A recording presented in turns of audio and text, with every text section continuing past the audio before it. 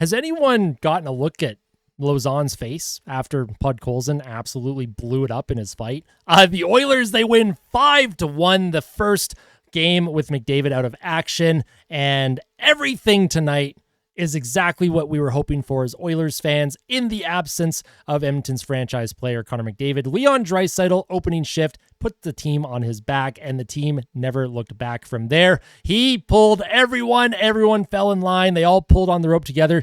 This win was a win by committee. 11 different Oilers had points tonight, and this is exactly how the team is going to have to play if they want to have sustained success until McDavid gets back in the lineup. And even when he does get back in the lineup, why does it always have to be Connor McDavid running the show? Let the whole team figure this out and drive the bus. It doesn't always have to be Connor. It doesn't always have to be Leon. A couple other positive notes before I get into my full kind of post-game reaction breakdown here.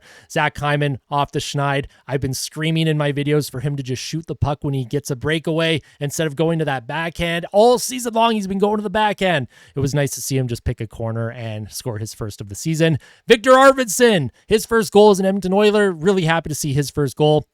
And maybe the most underrated player of the night, someone who he's getting a lot of flowers, but he deserves even more than what he's getting right now. Noah Philp, he steps into the lineup, first NHL game, gets his first NHL point, wins 10 faceoffs in his debut, only loses 4. And he looked great. Him, Corey Perry, and Drake Caggiula looked terrific. Noah Philp could have even had a couple of goals. I really like that Corey Perry was trying to find Noah Philp late in the third period to try and get him his first NHL goal in front of his family up in the stands. What a story for Noah Philp. For someone that last year took a full year away from hockey, focused on himself, focused on his mental health, focused on things to get him to love hockey again. The fact that he was able to do that, he came into camp in shape, ready to go, and he showed so well in preseason. You could have argued that he deserved to make this team right out of training camp. He gets sent down to Bakersfield, doesn't let that affect him. He goes down, he puts his head down, he gets to work, waits for his chance to come up. And I'm telling you right now, Oil Country, it's not often I do the Austin Hockey Guarantee, but when I do, it's usually correct. Noah Philp, this is the Austin Hockey Guarantee. He will not be sent back down to Bakersfield. He thinks the game too well. He plays the game too well to deserve to go back to Bakersfield. There is no way they will send him back. Noah Philp, he's in the big show, and he's here to stay. And for Oilers fans, I hope you get used to it, and I hope you enjoyed his game tonight, because that is what you're going to see every night from Noah Philp. He will not take over a game offensively. However, what he will do is give you a solid 9, 10, 11, 12 minutes of just really, really disciplined, perfect hockey. He is the hockey player to me. The modern hockey player. He thinks the game well. He's always in the right spot. He has sticks in the lanes, and he can chip in a little bit on offense. Really happy for him. Really happy with that fourth line tonight. Like I said, that fourth line, that was just... The first period, they didn't get a lot of ice time. I think Noah Philp played 2 minutes, 10 seconds after the first. Drake Caggiula only had, I think, 1 minute and 14 seconds or something. And I was concerned during the live stream tonight here on the Austin Hockey YouTube channel, which, by the way, was a just incredible success, and your support means the world to me. I will get into some thank yous specifically towards the end of this video, so stick around. But that fourth line, I said on the live stream tonight, I was like, I really hope they get more ice time, because they deserved it and they looked good as the game went along, especially in that third period. Knobloch, you could tell he got more comfortable sending them out. Noah Philp was taking defensive zone draws on the second line. I saw him up there with the third line too. He would go out, he'd take a defensive zone draw, he'd go off the ice. But the fact that they are already relying on Noah Philp to take important D-zone draws, to get possession, get the puck going the other way, and then, get your change out, your line matchups that you want. This is an incredibly positive sign for the Edmonton Oilers, and not just for Noah Philp, but for the rest of the team. 11 different players had a point tonight. Some standouts, though, of course, Leon Draisaitl, 2 goals, 1 assist, first star of the night for me. He is just a Nashville Predators killer. We talk about Halloween. We talk about things that are spooky and scary on Halloween. Like tonight, it's a spooky night for a lot of people, a lot of kids out there dressing up as monsters and ghouls and ghosts. I tell you right now, anyone that dresses up as Leon Draisaitl and is anywhere near a Nashville Predator, they are probably terrified. Seriously, Nashville, they must dread playing against Leon Draisaitl, because it doesn't matter how you play against them. It doesn't matter how they're playing as a team. It doesn't matter who's even on the roster. Leon Draisaitl has been doing this consistently for years. I believe he's at 27 goals in 28 games against Nashville. Just an unbelievable, outrageous stat that makes absolutely no sense. Draisaitl's shooting percentage against the Predators is also like 30%. Again, this is something that makes no sense. This sample size is just outrageous, but as an Oilers fan, I absolutely love it.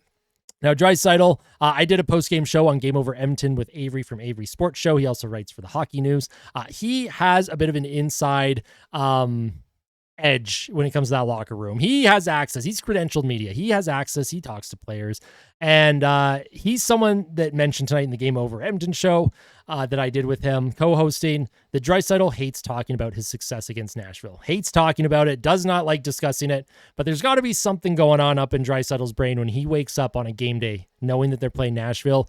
He eats well. He must just have the heartiest of breakfasts, the heartiest of lunches, and you know he's visualizing exactly what he's going to do to that Nashville Predators team, and that is cause chaos, cause havoc, score a couple goals, and make their life miserable, and that's what he did tonight.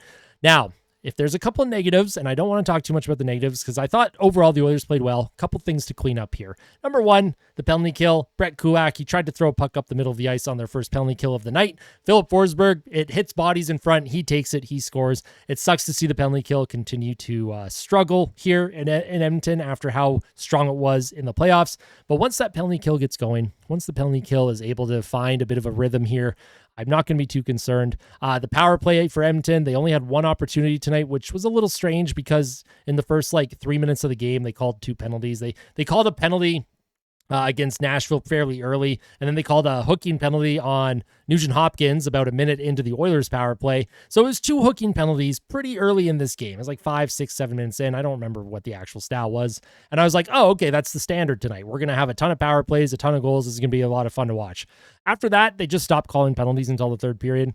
I just love when the NHL officials create a standard early in a game and then they just go, you know what? Nah, it's game 7 of the Cup final now. We're just not going to call anything. We'll just let you guys play through it. Tons of missed calls tonight. However, 5-on-5, it didn't matter. The Oilers, I wouldn't say dominated 5-on-5, and there were moments where the team looked a little bit shaky. A couple moments where they couldn't get a puck out. However, when they bent, they did not break. They were able to keep Nashville comfortably to the outside. And the other big thing I wanted to mention too, the Oilers were much more physical tonight. Look at the hit stats. The hits were 30-20 in favor of the Predators.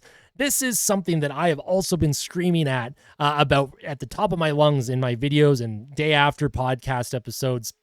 This team, get a little bit more physical. Make opponents feel uncomfortable out there. And the Oilers did that tonight. I thought their board play was really good. They were more physical. And my God, Vasily Podkolzin, his second NHL fight, he looked like a veteran fighter out there. He connected with two massive right blows to the head of Lauzon, and I hope Lauzon's doing okay, by the way. He did come back later in the third period. He did get a couple shifts, which is really good to see, but oh my goodness gracious, the Oilers are now still undefeated when they have a fighting major. They are 5-0 when they have a fight, and I'm expecting fireworks against the Calgary Flames on Sunday now. Battle of Alberta, round 2, Edmonton.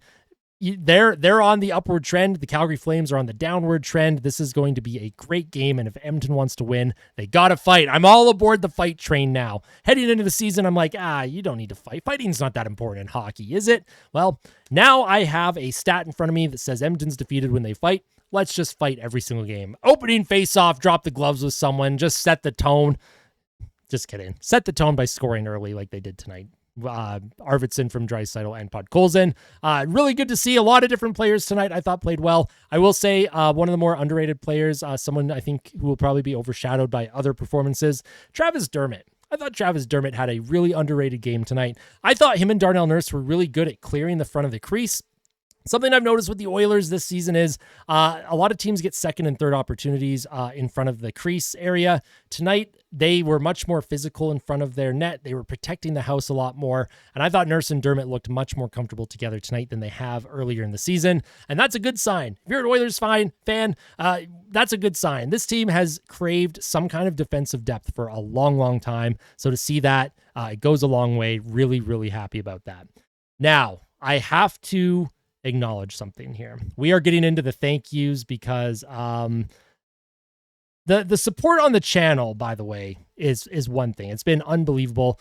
we did hit a milestone tonight, and I want to show everyone the milestone. So our milestone, we hit the 4,000 subscriber milestone. If you are currently watching right now, whether you're a brand new subscriber or someone that has tuned in from months ago, maybe you've been here from the beginning, maybe you're not even a fan of the Oilers, maybe you tuned in during the playoffs, maybe you hate watch the channel, maybe you only tune in when the team loses because you like seeing my reaction and you like trolling in the comments, whatever the case is, whatever the situation is. 4,000 subscribers here on YouTube. I am absolutely blown away at the support from absolutely everybody every single day on this channel. I am so proud and happy to produce content for all of you. I would not be sitting in this chair wearing this victory chain doing a post-game reaction video without all of you right now watching. So give yourself a pat on the back. Give yourself extra candy tonight. Eat that extra candy bar. It is Halloween. Treat yourself because you treat me so well. I truly appreciate it, Oil Country. Words cannot describe how thankful I am for everyone. And the sky's the limit on this channel. The sky's the limit with all of you tuning in. And in saying that, if you enjoyed today's post-game reaction, hit that like button. And if you really liked it, hit the subscribe button. Let's see what we can get to by the new year. I'm very excited about the future of this channel. I'm excited to see where we continue to grow together. And for the Oilers too, I'm excited to see if they are really actually turning the ship around. They've won, I believe, 5 of their last 8 games. So let's see if this is a trend that they will continue. Let's keep winning some games, get the points in the standings, bank some points for Connor McDavid, give him things to cheer about while he's munching on popcorn in the press box. I will see you all tomorrow for the Day After Discussion podcast episode, which, by the way, this episode tonight, day after tomorrow, always and will be available on Spotify, Apple Podcasts, and Amazon Podcasts as well. If you want to have a audio only type experience, something that I'm very happy to produce for everyone. So thank you so much for tuning in. Tell someone that you love them. And of course, fight like a kid, fight like Ben. Like always, big win tonight, Oil Country. I'm very excited. Get the victory chain on. Have a great rest of your Halloween. Enjoy your candy hangover tomorrow, or the extra candy maybe because you didn't eat too much tonight. Either way, let me know. You know what? In the comments, let me know your favorite candy. I'm very curious. Mine is Skittles. I love Skittles Original. Anyways, that's it from me. I'll let you all go and enjoy your night. Take care, everyone. We'll see you in the next one.